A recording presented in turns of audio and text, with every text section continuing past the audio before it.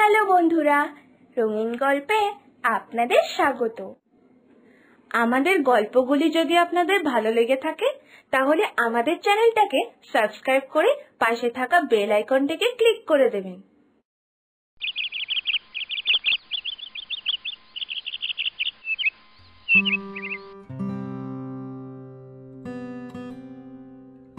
মা, কালকে পিসিমণি আসবে, তোমার একটুও ভয় লাগছে না? আমার তো ভাবলেই কেমন ভয় লাগছে। পিসিমণি কি রাগী, বাবারে বাবা! সেই ছোট্টবেলার থেকেই দেখছি পিসিমণি যখনই আসতো তখনই একেবারে বাড়িতে চিৎকার চেঁচামেচি জুড়ে দিত।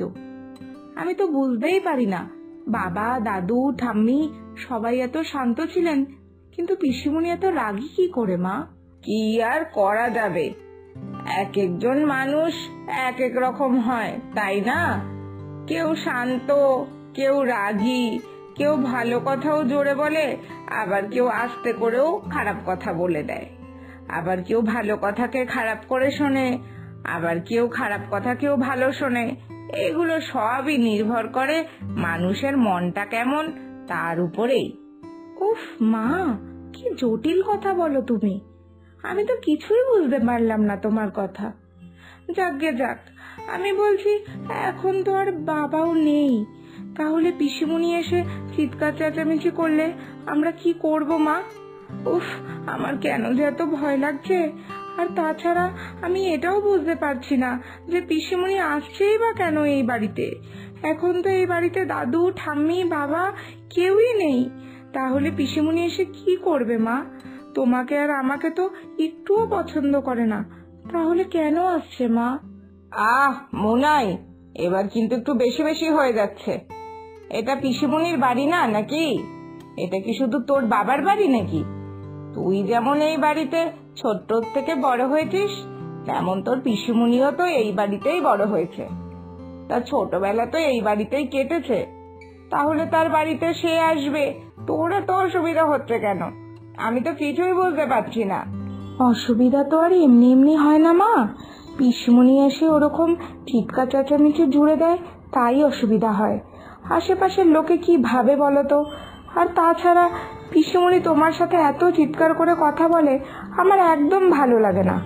আর আগে তো বাবা ছিলেন, তাই বাবা মাঝে মাঝে তোমার হয়ে পিসিমণিকে কত বকতেন, কিন্তু এখন তো বাবাও নেই। আমি বলে দিলাম মা, পিসিমণি যদি তোমাকে কাল এসে একটাও বাজে কথা বলেছে তাহলে কিন্তু খুব খারাপ হয়ে যাবে।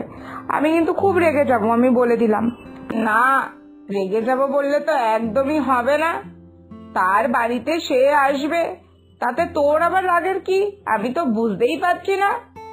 আর এখানে তার নিজের বলতে তো এখন শুধু আমরা দুজনই, তাই সে এখন আমাদের কাছেই আসছে, তাই তোর রেগে যাওয়ার কোনো কারণ নেই।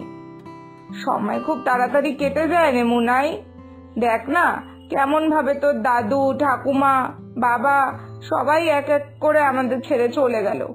বাবার বংশের এখন তো শুধু তোর পিসিমণিই আছে, তাও যদি তাকে একটু ভালোবেসে কাছে না ডেকে রাখতে পারিস তাহলে পরে খুব আফসোস করতে হবে। মা, তুমি এরকম ভাবে কি করে ভাবো বলো তো?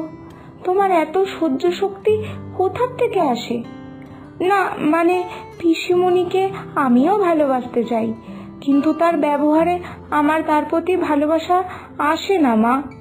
কিন্তু তোমার সাথে পিসিমণি তো আরো খারাপ ব্যবহার করে, তাও তোমার মনে তার জন্য এত ভালোবাসা? হ্যাঁ, কারণ আমি জানি তোর পিসিমণিও তার শ্বশুর বাড়িতে খুব একটা ভালো নেই। তোর বাবা তো ভালো মানুষ ছিলেন, কিন্তু তোর পিসে মশাই তো তোর বাবার মতো না। সে তোর পিসির উপরে অনেক অত্যাচার করেন। আর শুধু তিনিই না, তার মা বাবা মানে তোর পিসিমণি শ্বশুর শাশুড়িও তার সাথে খুব খারাপ ব্যবহার করে। এইসব যন্ত্রণা সহ্য করতে না পেরে তোর পিসিমণি এই বাড়িতে এসে চিৎকার করতেন যে কেন তাকে অমন বাড়িতে বিয়ে দেওয়া হলো।